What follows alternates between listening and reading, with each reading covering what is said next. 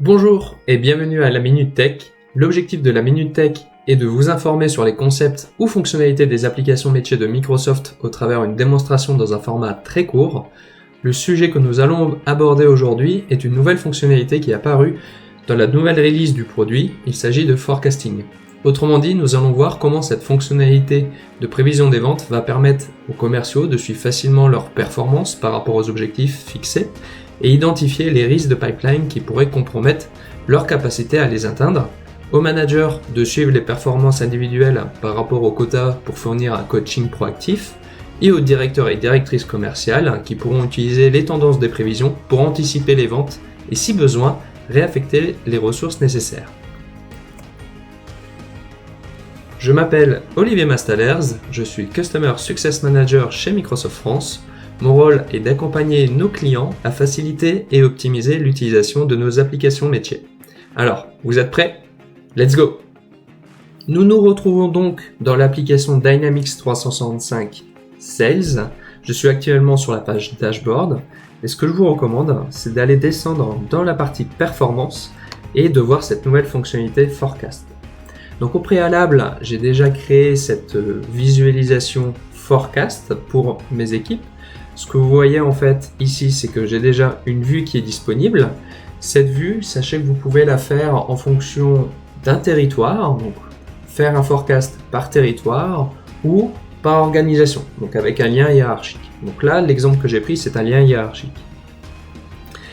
Ce qui est simple ici, c'est qu'on voit un tableau avec le quota de mon équipe, ce qui a été conclu avec un pourcentage, ce qui a été perdu, le pipeline, pour être sûr qu'on a le pipe suffisant pour atteindre nos objectifs, et ce qui a été validé par les commerciaux, c'est-à-dire les commerciaux s'engagent à signer tel ou tel deal, ou en tout cas on a le montant pour savoir si on est raccord avec les quotas. Si je prends par exemple Alicia, je clique sur Alicia, vous voyez apparaître en dessous un tableau avec les opportunités qui sont ouvertes. Ce que je vous recommande, c'est d'utiliser la vue Caban, qui permet vraiment beaucoup plus simplement de voir les opportunités par type, si elles ont été conclues, si elles ont été validées, le pipeline, et je vais pouvoir avoir un peu plus d'informations là-dessus. Je vais pouvoir même, si je le souhaite, rentrer directement dans l'opportunité. Donc je ne vais pas étendre cette vue-là. Ce que je vais faire, c'est que je vais vous montrer une autre fonctionnalité qui est la tendance. En cliquant sur ce bouton tendance, je vais pouvoir voir, en fonction de mes commerciaux, où ils en sont dans leur quota, dans leur estimation, ce qui a été conclu, ce qui a été validé. Ça permet vraiment de voir, de suivre une tendance. Un point que je n'ai pas mentionné et que je vais vous montrer tout de suite, c'est qu'ici, on peut avoir une visualisation par trimestre, mais vous allez pouvoir aussi le paramétrer mensuellement si besoin. Maintenant, je vais passer à la partie configuration. Allons tout de suite dans la partie configuration. Pour cela, il vous faudra les droits administrateurs de Dynamics 365. Donc je vais aller directement dans les paramètres de l'application. Ensuite, je vais aller dans la partie Goal Management pour retrouver la configuration de la partie Forecast. Ici, tout en haut, vous voyez justement deux manières de procéder, soit par org, donc c'est-à-dire par un lien hiérarchique, soit par territoire. En dessous, vous voyez déjà les prévisions des ventes qui ont déjà été créées et qui sont soit en statut actif ou inactif. Ce que je vous propose tout de suite, c'est de créer un nouveau forecast à partir d'un lien hiérarchique. Donc déjà, la première chose à faire, c'est mettre le nom. Donc là, ce que je vais mettre, c'est test 1, quelque chose de simple. Ensuite, on va pouvoir choisir quel enregistrement on veut voir. Donc là, sur les opportunités, mettre la personne qui a le rang le plus haut hiérarchiquement. Donc dans mon exemple, il s'agit de Victorine.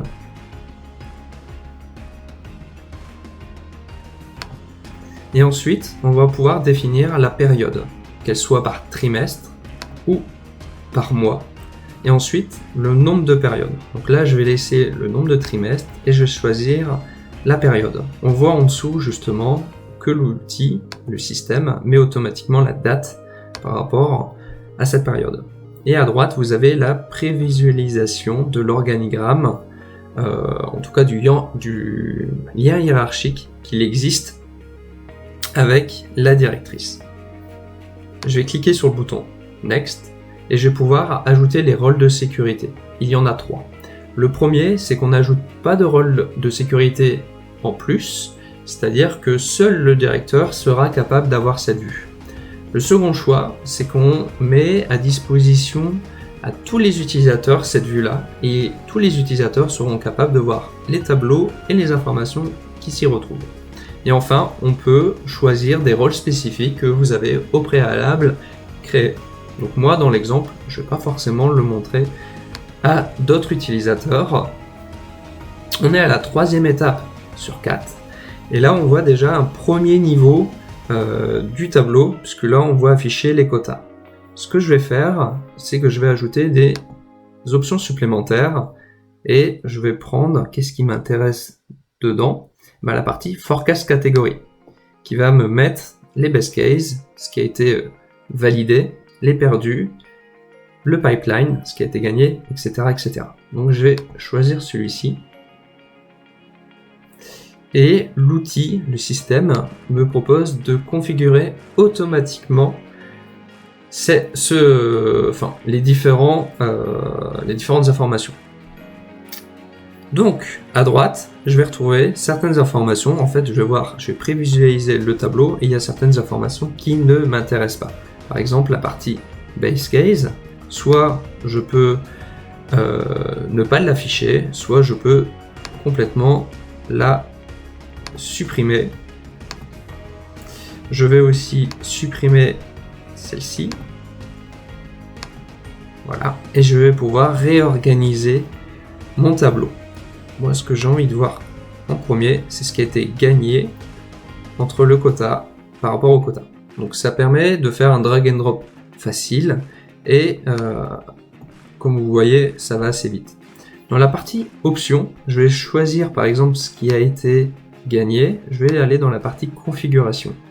Ici, on peut voir justement comment on va pouvoir configurer cette ligne de tableau, cette colonne, et on va pouvoir aussi ajouter quelques options. Donc voir les tendances. Donc là, si je décoche, normalement, on sera plus capable de voir les tendances. Donc c'est le tableau que vous avez vu avec la commerciale que j'ai présenté précédemment. On peut aussi ne pas voir le progrès. Bon, moi ça m'intéresse. Et ce qui est possible aussi de faire, c'est permettre des ajustements, donc c'est-à-dire manuellement modifier certaines informations. Donc là, je ne vais pas forcément le mettre. Je préfère être basé sur ce qu'il y a dans le système. Et je vais pouvoir faire suivant dès que mon tableau me plaît. Je vais cliquer sur activer le forecast. Donc pendant que le forecast est en train de s'activer dans le système va justement ensuite me permettre de télécharger un template Excel. Donc c'est un tableau avec les commerciaux dedans, et derrière on va pouvoir manuellement mettre les quotas qu'on a définis avec les différents commerciaux pendant une négociation par rapport aux tendances de la précédente saison, etc., etc.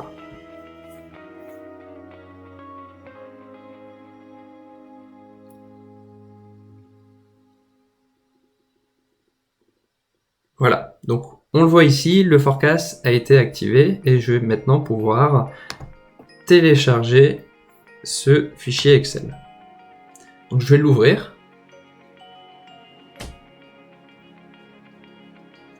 Voilà, on le voit ici. Et je vais pouvoir, dès à présent, définir les quotas. Donc là, c'est juste un exemple. On va le faire rapidement. Hop.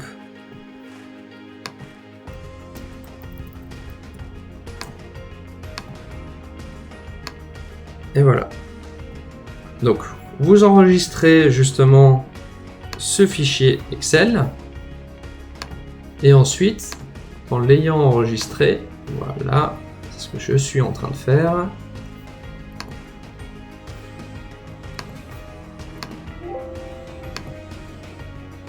Voilà. Donc une fois enregistré, vous allez pouvoir uploader ce fichier, soit par un drag and drop, soit aller directement le chercher dans vos fichiers.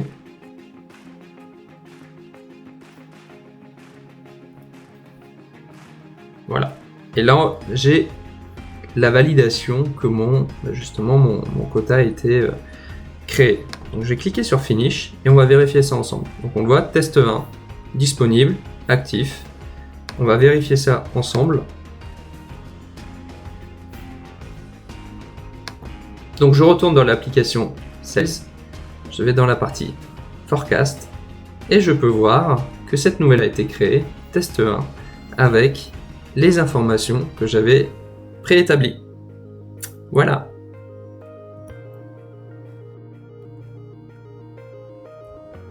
J'espère que la session vous a plu. Afin d'améliorer la Minute Tech pour que celle-ci soit la plus pertinente pour vous, n'hésitez pas à répondre à l'enquête de satisfaction qui peut prendre moins de 5 minutes. Je vous souhaite une excellente journée et à très bientôt pour le prochain rendez-vous. Merci.